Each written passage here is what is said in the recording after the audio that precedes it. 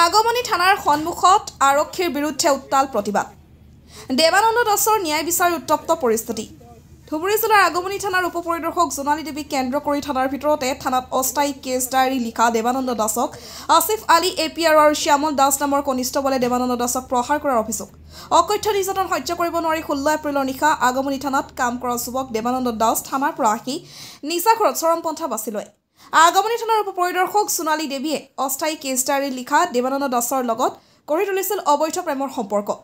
অবৈধ প্ৰেমৰ সম্পৰ্কৰ চৰম পৰিণতিত যুৱকজনে চৰমপন্থা বাছি লয়। 17 এপ্ৰিল নিশা আৰক্ষীয়ে তাৎক্ষণিকভাৱে সমগ্ৰ ঘটনাৰ তদন্ত আৰম্ভ কৰাৰ লগতে বিতৰ্কিত মহিলা আৰক্ষী বিষয়াগৰাকীৰ লগতে আসিফ আলী আৰু শ্যামল দাস নামৰ কনিষ্ঠবল ৰিজাৰ্ভ ক্লজ কৰে। সোণালী দেৱীৰ বিৰুদ্ধে জামিনবিহীন গোচৰ ৰুজু হোৱা স্বত্তেও ধুবুৰী আৰক্ষী উপ পৰিদৰ্শক সোণালী দেৱীক ছুটি মঞ্জুৰ কৰা ঘটনাক কেন্দ্ৰ কৰি আৰম্ভ হৈছে প্ৰতিক্ৰিয়া। গোলাপগঞ্জৰ পৰা তপনৰা report, North East Frontier news.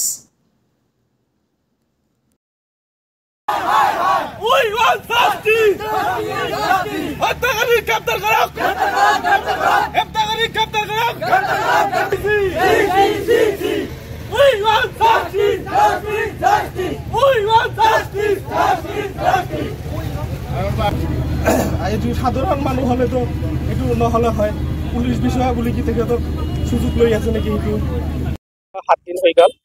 আগমনী আৰক্ষীতে তেওঁ কৰ্মৰত আছে, অস্থায়ী কৰ্মচাৰী। কিন্তু ইমান দিন হৈ গ'ল, 7 দিনৰ পৰা আজিলৈকে তেখেতক গ্ৰেপ্তাৰ কৰা নাই। তেখেতে এখন SI আছিল আগমনী থানাৰ। পুলিচ বিষয়াৰ কাৰণে কি তেখেতক গ্ৰেপ্তাৰ কৰা নাই নেকি? সাধাৰণ ৰাইজ হলেতো আজিলৈকে গ্ৰেপ্তাৰ হলা হয়। তো মই ধুবুৰী জিলাৰ আৰক্ষী অধীক্ষকক জনাব বিচাৰিছো আপোনালোকৰ জৰিয়তে যে দোষীক উচিত তদন্ত কৰি তেওঁক গ্ৰেপ্তাৰ কৰিব লাগে। মানে যোৱা 7 দিন হৈ গ'ল, দেৱানন্দ দাস নামৰ ল'ৰা এটা থানাতে কাম কৰিছিল, মানে কেছ ডায়েৰী কাম কৰিছিল। ৰাতি কিবা কাজিয়া হ'ল, কাজিয়া হোৱাৰ পিছত থানাতে মাৰপিট কৰিলে। মাৰপিট কৰাৰ পিছত তেখেতে ঘৰ যায়। সেইদিনা ৰাতি গলাত চিপ ধৰি লৈ আত্মহত্যা কৰে। তাৰ কাৰণে আজি 7 দিন হৈ গ'ল, আমি কোনো ধৰণৰ জাষ্টিছ পোৱা নাই, আমি কোনো ধৰণৰ ন্যায় পোৱা নাই। গতিকে আজি আমি আগমনী প্ৰেমী ৰাইজে থানা ঘেৰাও কাৰ্যসূচী হাতত লৈছোঁ। আৰু থানা ঘেৰাও কাৰ্য লোৱাৰ উদ্দেশ্য আমাৰ এটা, গ্ৰেপ্তাৰ কৰিব লাগে, জেল হাজতলৈ প্ৰেৰণ কৰিব লাগে, চাকৰিৰ পৰা ছাছপেনশ্যন কৰিব লাগে, আৰু তেখেতক আগমনীত গ্ৰেপ্তাৰ কৰি গোটেই আগমনীতে ঘূৰাব লাগে। এইটোৱে আমাৰ দাবী।